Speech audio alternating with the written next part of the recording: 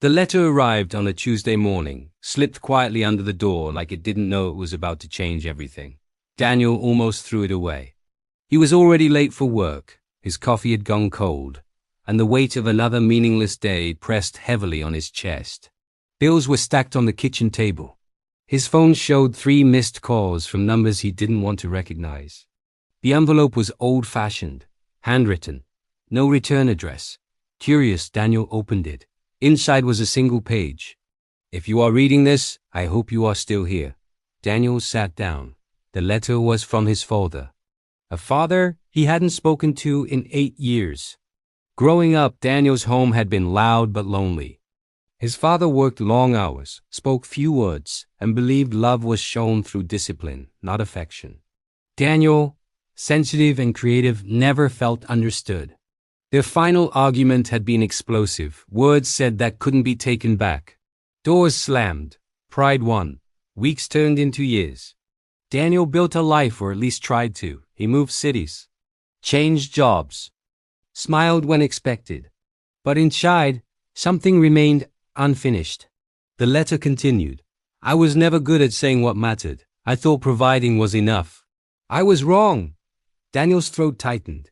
His father wrote about regrets, about watching Daniel leave without stopping him, about wanting to call but not knowing how to start after so much silence. Then came the line that made Daniel's hands shake. "I don't know how much time I have left."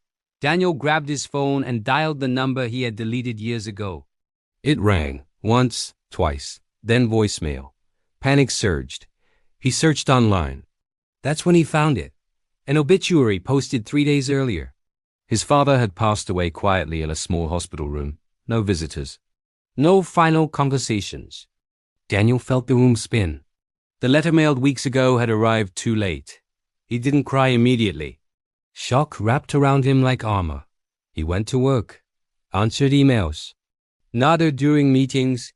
But that night, alone in his apartment, the silence became unbearable. He reread the letter, over and over. "If you ever wonder whether I loved you, the answer is yes. I just didn't know how to show it." Daniel broke. Years of anger collapsed into grief. He cried not just for his father, but for the time they lost. The words never spoken, the hug never given. For the first time, Daniel allowed himself to feel everything he had buried. The next morning, he did something unexpected. He called his younger sister, Emma. They hadn't spoken much since the family fell apart. "I don't want to lose you too," he said. She cried, then laughed through tears, then said she felt the same. Slowly, Daniel began changing. He started therapy not because he was broken, but because he wanted to heal.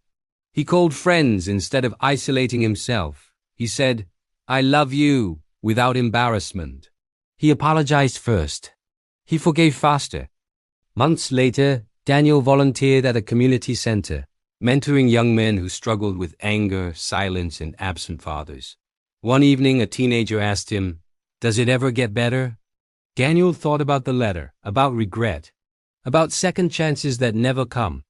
"It gets better," he said honestly, "when you choose to face what hurts instead of running from it." Years passed. Daniel kept the letter in a frame by his bed, not as a reminder of loss, but as a lesson. Life doesn't wait. Love shouldn't either. Some letters arrive too late. But the ones you write today, through your actions, your words, your courage, can change someone's life forever.